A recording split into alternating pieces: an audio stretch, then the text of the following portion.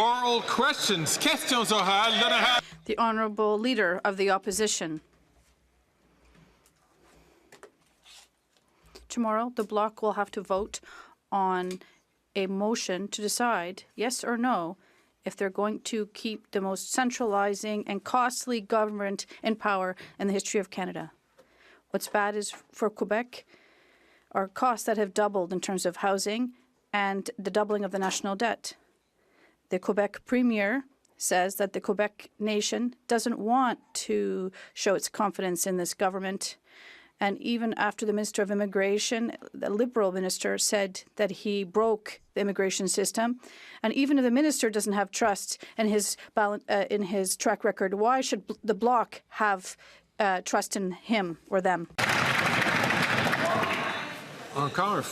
Once again, you have raised this issue yesterday and last week. You need to address questions to the government. I see that the Honourable Minister is standing to answer, but I'd just like to remind members that it's important for questions to be relevant to the government administration so that members can provide clear answers. The Honourable Minister of Public Services and Procurement. Thank you, Mr. Speaker. The Conservative leader, after 20 years in this House, does not understand yet how the House works. One thing they don't still understand is the importance of dental care for Quebecers. He talks about hurting Quebecers. What does he tell Quebecers in my region? Don't sign up for the Canadian Dental Care Program because it doesn't exist. While in Quebec, there are 800,000 seniors that are signed up for dental care. He's telling them, don't sign up. It doesn't exist. The Honourable Leader of the Opposition. This government has doubled housing costs for people in the Quebec region and tripled the cost of housing in Montreal and made the cost of food skyrocket so that too many Canadians have had to go to food banks every month.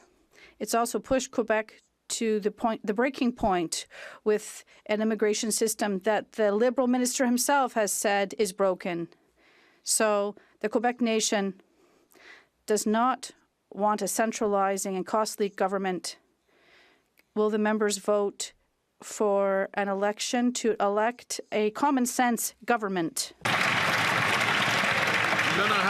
The Honourable Minister of Tourism. Mr. Speaker, there's a great deal of hypocrisy in this question. They're worried about people's lives, they say, but the Conservative leader isn't able to say clearly what his hidden agenda is. When the member for Grasslands has a trip paid to go to Florida, where he can sell a vision that is anti-abortion and anti-women's rights. And the first thing they need to do is control their caucus and reassure women here in Canada that their rights will not be affected.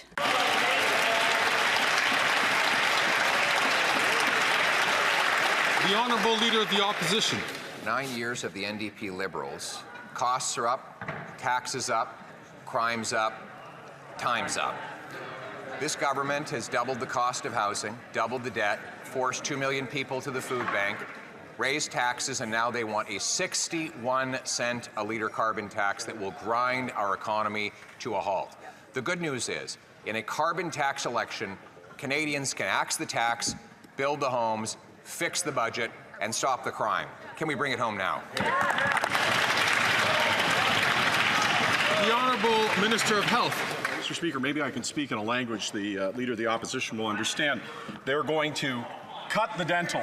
They're going to axe the pharmacare, they're going to break the health system, and they're going to destroy childcare. The difference between those slogans and the nonsense he throws around, the vacuous garbage that's best left for Nabisco, not for the House of Commons, is that's the stuff he's actually going to do. And at some point, he's going to have to look in the eyes of seniors and tell them what he's going to do to dental care. He's going to have to look in the eyes of diabetes patients and say what he's going to do with their diabetes medication. At some time, the vitriol's done and the truth comes.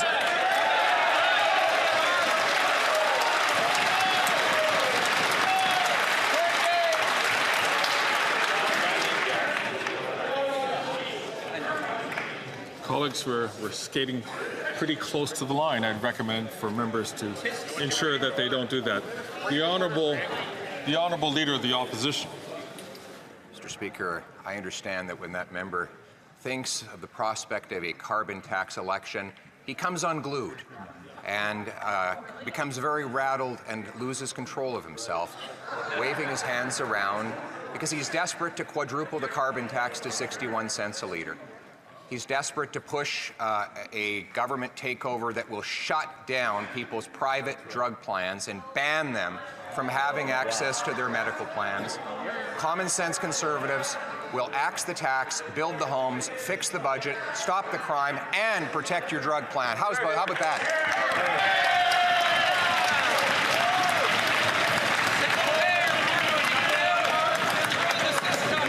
The Honourable Minister of Health. Mr. Speaker, this is the guy who said dental care doesn't exist. This is the guy that said providers won't sign up. Well, I got news for you. 750,000 people across this country got care. I also got news for you, Mr. Speaker, and that is more than 80% of providers has signed up. We're getting it done. So he can fearmonger, he can scare people, but we're going to get it done on pharma as well. We're going to make sure that diabetes patients get their medication. We're going to make sure that women get their contraceptive, because that's what freedom looks like. A woman who has choice over her own body.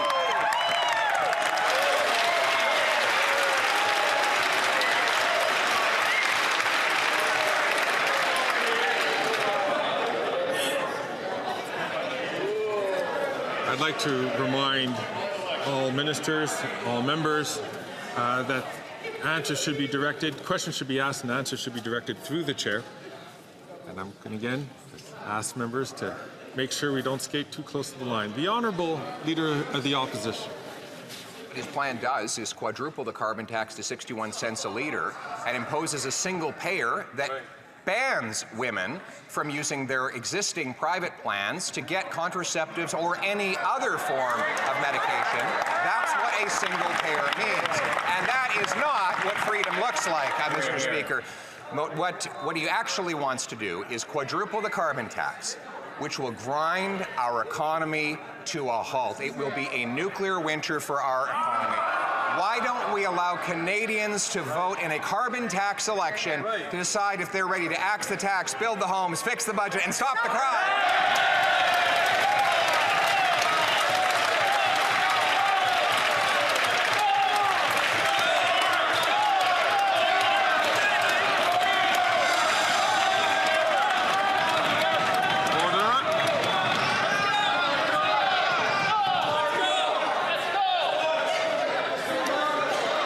Order.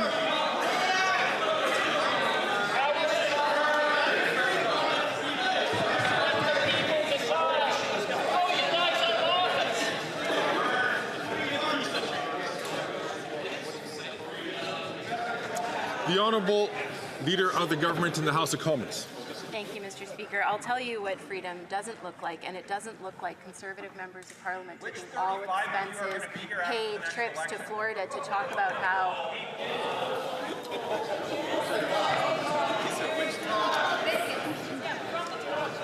The Honourable Member from Leeds, Grenville, Thousand Islands, Vita Lakes, I'd appreciate if he would, when he has his turn, and I know that he'll have his turn to ask questions, would refrain from speaking out of turn.